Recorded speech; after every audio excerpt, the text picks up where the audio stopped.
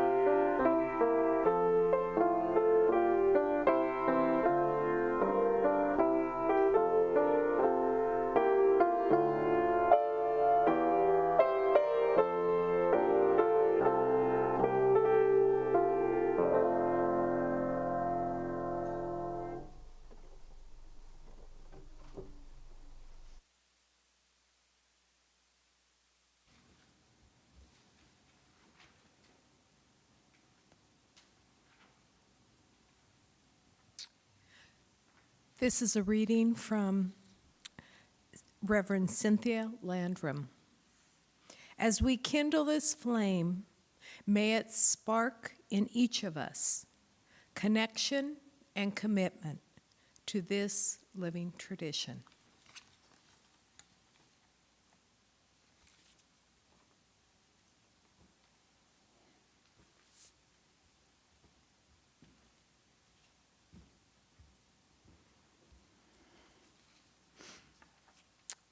Good morning.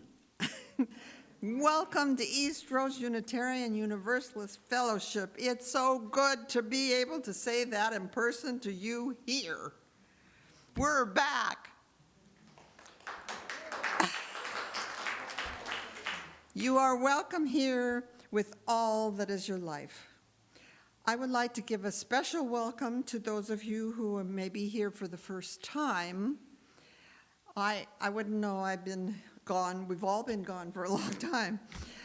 And welcome to those of you who may be enjoying the comfort of your home while watching the service. I am Carol Notch, your worship leader for today, and this is Reverend Sue Matranga Watson, who will be giving the sermon, which is named, What Does Love Have to Do with It? Interesting. We'll be finding out the answer to that when she speaks. But before we proceed, I would like to explain our safety protocol. Until we feel we have a handle on COVID, we still ask that you wear your masks at all times while you're in the building and distance yourselves at least 1 seat apart, unless you're family or came with each other, then you can sit together. If you have joys or concerns or announcements that you wish to share, you can do so by filling out one of the blue forms for the joys and concerns, or announcement forms for the announcements and putting them in the offering basket when it comes around. From home, write them in the chat space on YouTube. They will be shared at the appropriate time in the service. For future reference, you also have the option to email a joy, a concern, or announcement to worship@eastrose.org, no later than the Saturday before the service. Now, please stand if you wish and join me in singing the hymn number 34, Though I May Speak with Bravest Fire. Please keep your masks on. The words will be on the screen, and Jean Wygand and Richard Curtis will lead.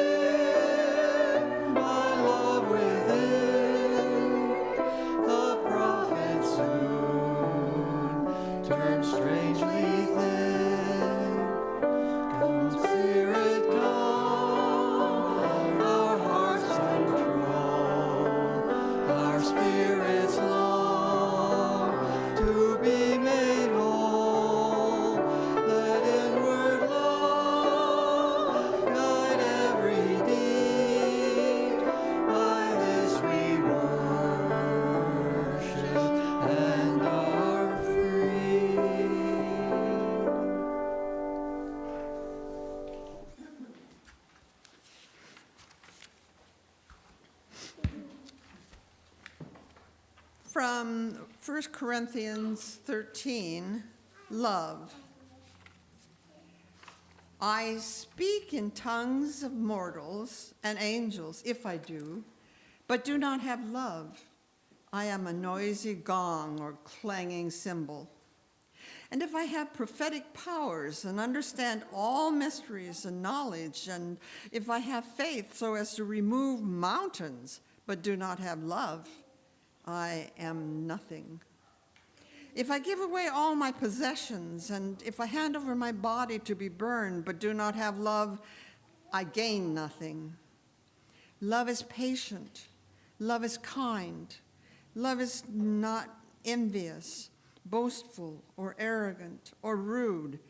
It does not insist on its own way. It is not irritable or resentful. It does not rejoice in wrongdoing, but rejoices in the truth. It bears all things, believes all things, hopes all things, endures all things. Love never ends. Prophecies will come to an end. Tongue will cease. Knowledge will come to an end. We know in part, we prophesy in part, but when the complete comes, the partial will come to an end.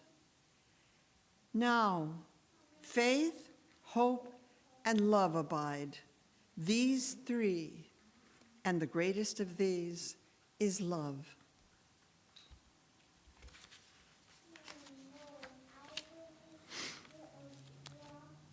Eastrose is a welcoming community in which we come together intentionally to accomplish and share that which gives meaning to our values.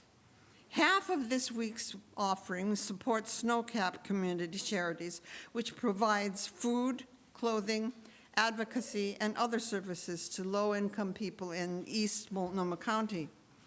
Reverend Sue Matranga-Watson and I will bring the offering basket around to those in the chapel, You at home may donate by using your phone to scan the QR code shown on your screen, and you'll be sent to the Eastrose website donation page. Or you may choose to donate after the service by visiting our website and clicking on the donate button. Let us now share what gifts we are able for the support of the fellowship. Don't forget to put your joys and concerns or announcements in the offering basket. And please enjoy Richard Curtis on the guitar and Gene Wygant singing Anything Love Can Buy.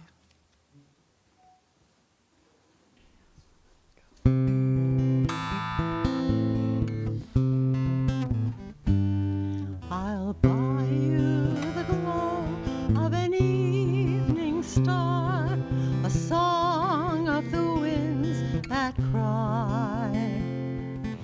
Promise you more than all you can dream, anything love can buy. I'll give you the gold at the rainbow's end, the clouds of a summer sky. Tell me your wish, and so it shall be. Anything love can buy. A silver brook flowing down to the sea, daffodils kissed by the sun. These are the treasures fortune gave me. Money I have none. Wise men will tell you love is the game. Even a fool knows why. Rich man or poor, he may possess anything love can buy. Soft green meadows that sparkle with dew, far as your eyes can see. This is the kingdom I give to you for the love you give to me. Come walk by my side and hold my hand. We'll build our castles high. I'll give you the whole wide world on a string. Anything love can buy. I'll give you the whole wide world on a string. Anything love can buy.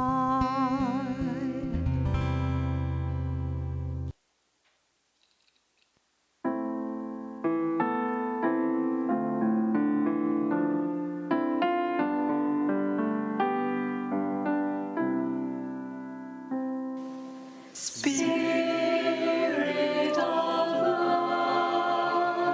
life, come unto me. See my heart on the stirrings of compassion, blowing on me, rise in the sea,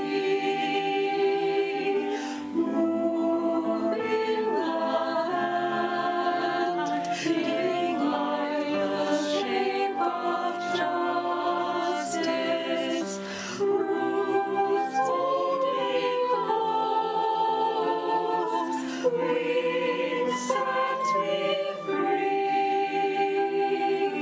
Spirit of life, come to me, come to me.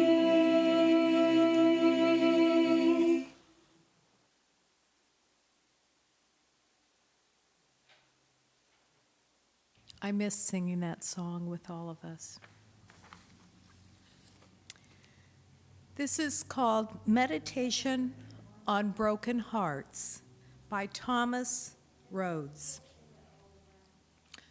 Let us enter into a time of meditation, contemplation, and prayer.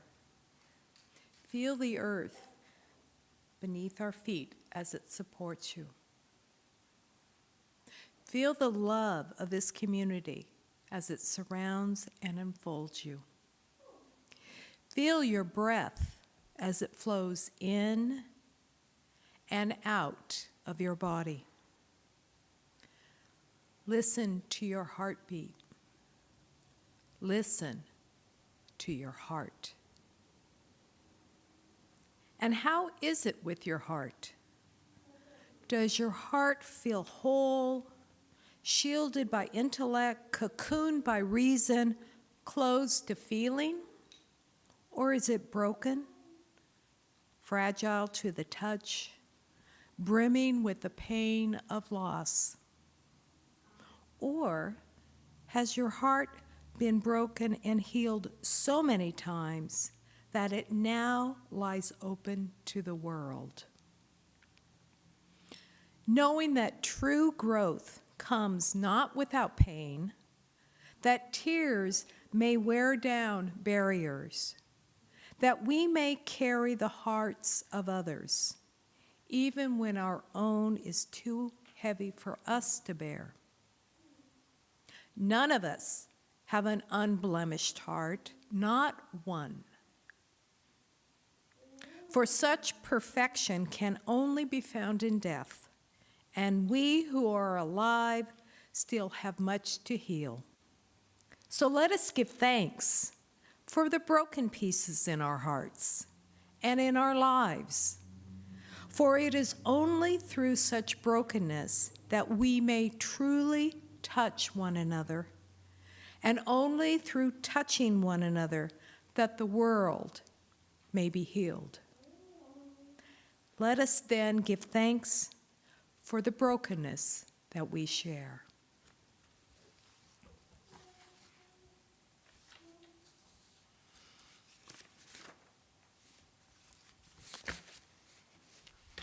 So, tomorrow's Valentine's Day, a day that brings up so many emotions, a day of excitement, love, anticipation, sorrow, loss, grief, heartache, lust, and indifference. A day of selling flowers and candy and jewelry and cards to the delight of many businesses and recipients of those goodies. And a day when many may feel it is too commercialized. Each year, the emotions may change about that day, or not.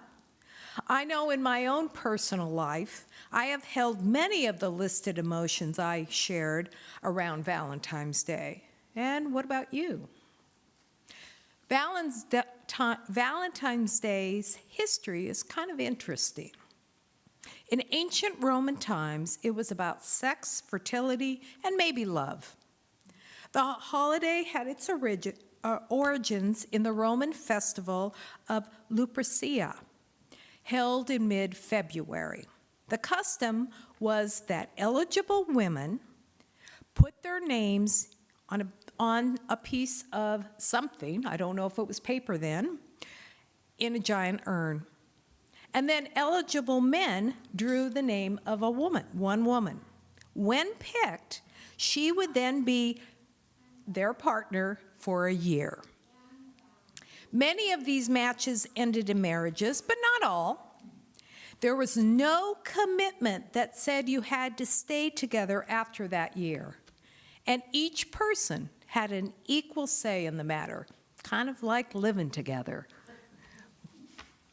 Later, the Christian church got involved, and there were actually two Saint Valentines, but basically they had the same message: find love and then get married.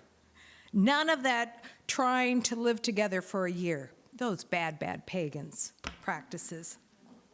The sharing of cards between sweethearts, or the wish to be sweethearts, became popular in the 18th and 19th century.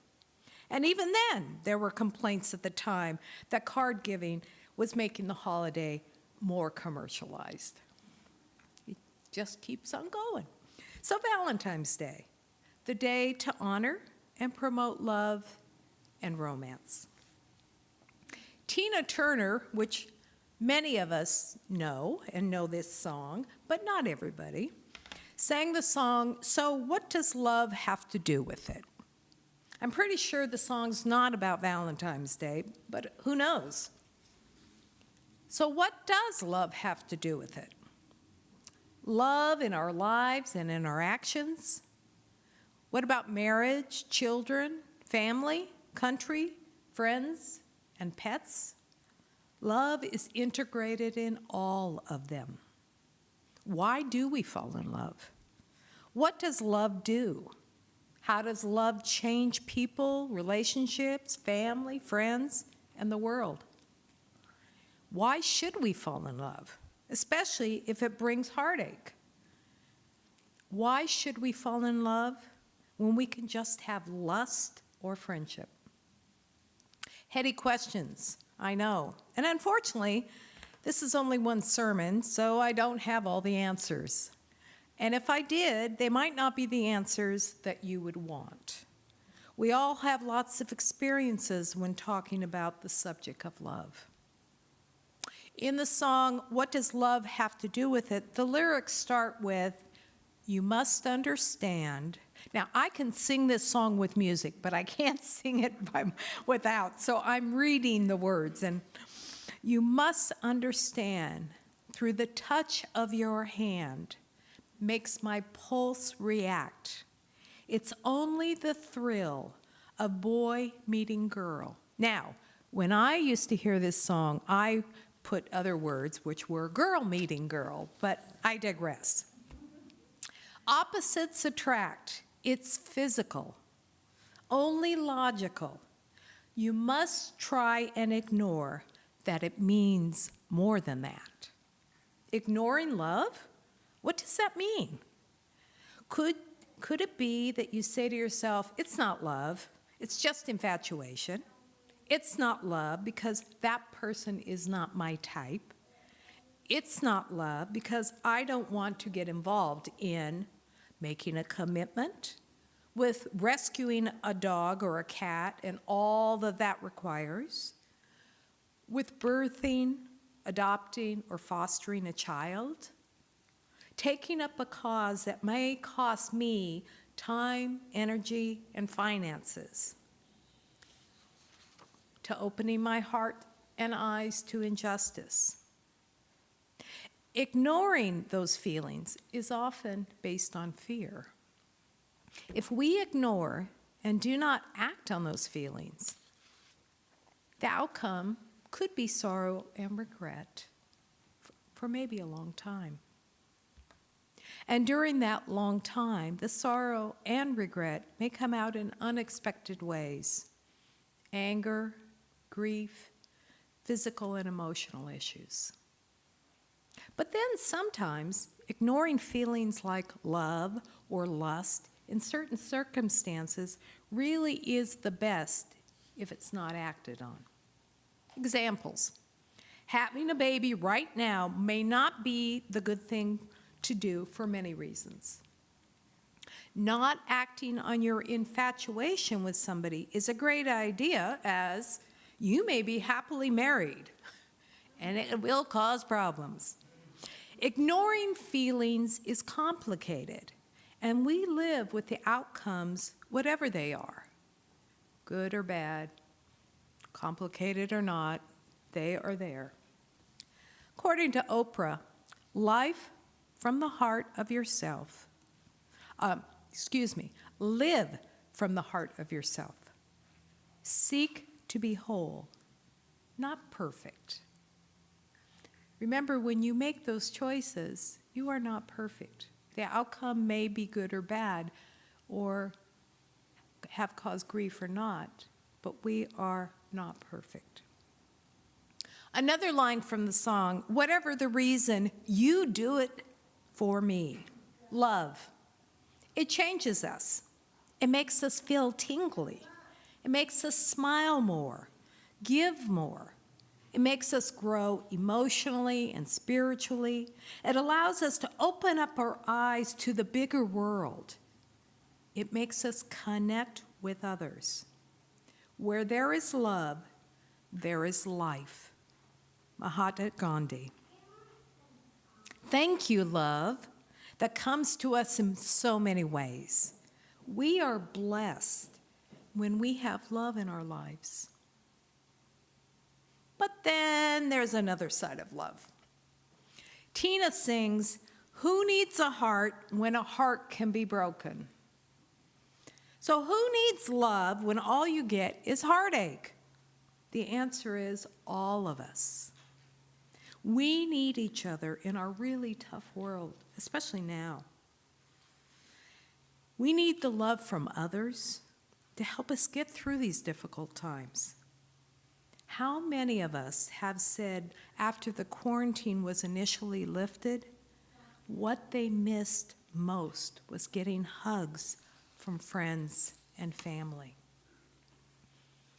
How many feel now, in over 2 years of COVID, that we still miss hugs?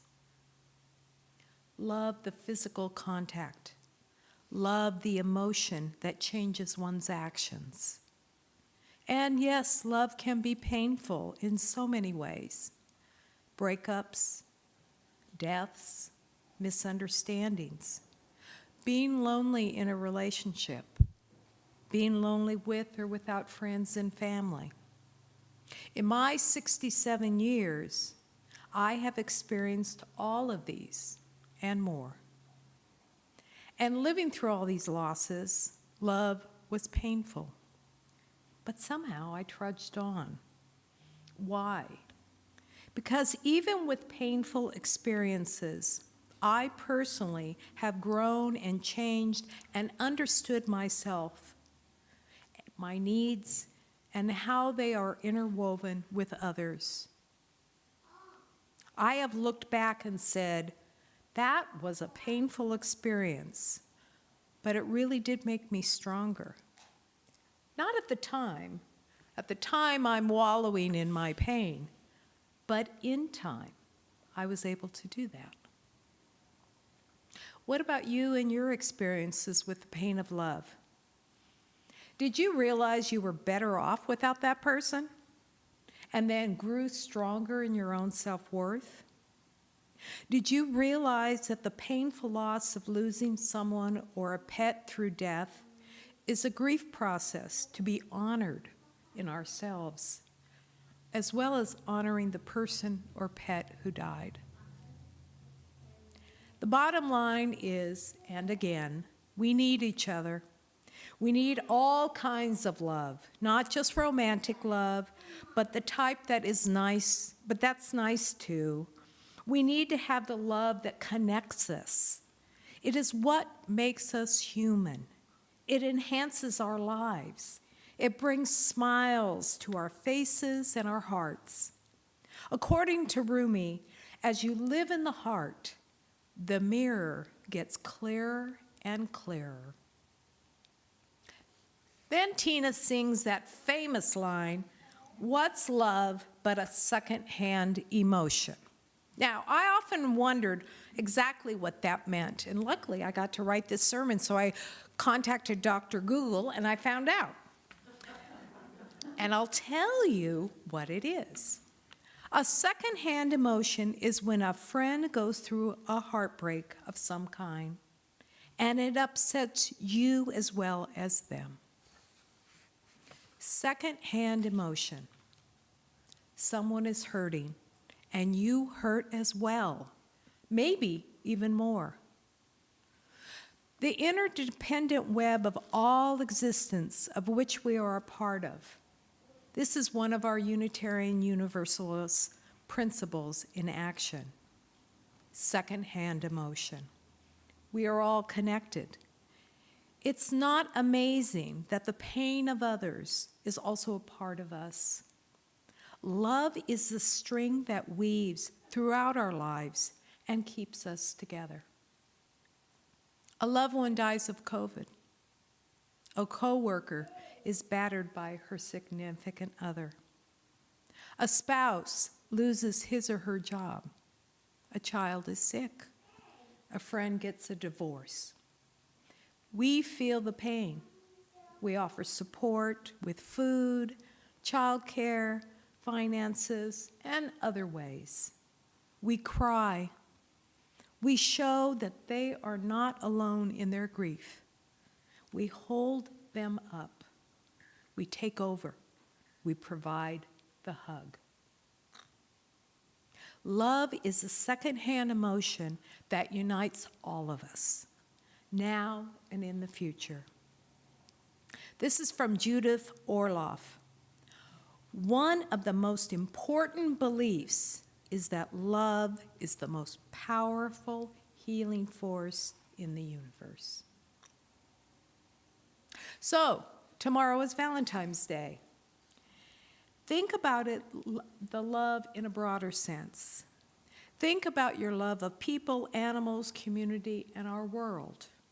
And say to others, Happy Valentine's Day, with a smile and love in your voice and in your eyes, because you'll probably be talking to that person with a mask on. And remember, if your name is chosen out of that urn, you only have to make that commitment for a year. I end these words from Mark Twain. Life is short. Forgive quickly. Kiss slowly. Yeah, kiss. And love truly. Amen and blessed be.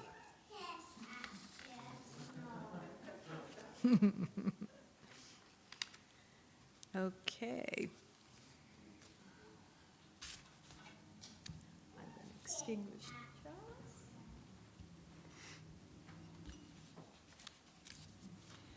Please stand if you wish and keep your masks on and join me in singing hymn number 1012, When I Am Frightened. I guess I'm not putting The, on wo- the chalice. the words and music, well, they'll be later. The words and music will be on the screen. Jean and Richard will lead.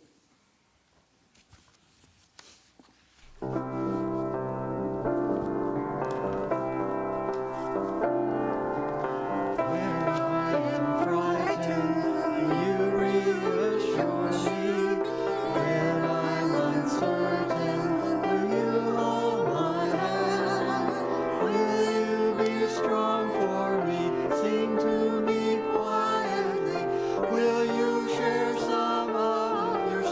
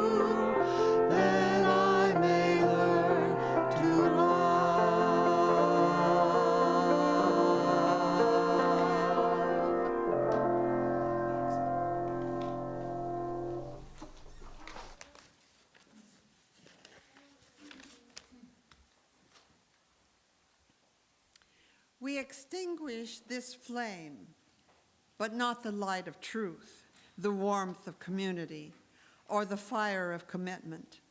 These carry on in our hearts until we are together again.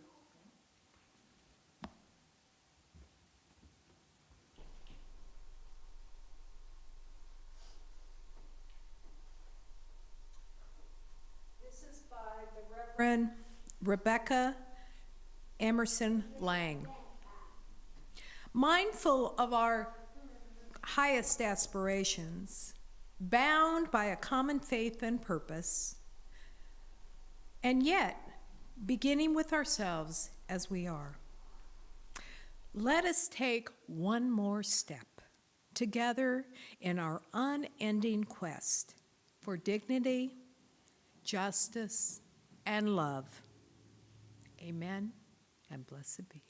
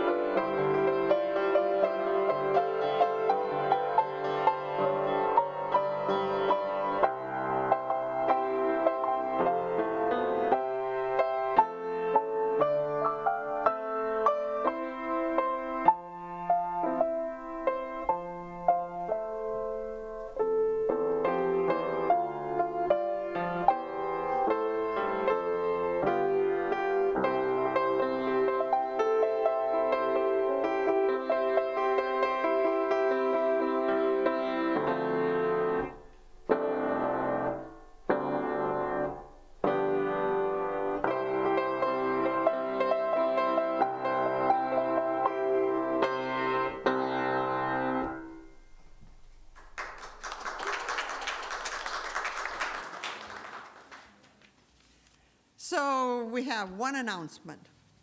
If you enjoyed the live music today, please know that you are invited to sing or play an instrument at future services. See Mary after the service or email music@eastrose.org. And so please join us next week when Reverend Patty Pomerantz will be speaking on what is UU theology. This concludes today's service. You may visit now. Sadly, there will be no coffee for a while yet. For those watching online, join us in the Zoom cafe for conversation time. Just exit YouTube and log into the Zoom link provided in the YouTube chat on our website.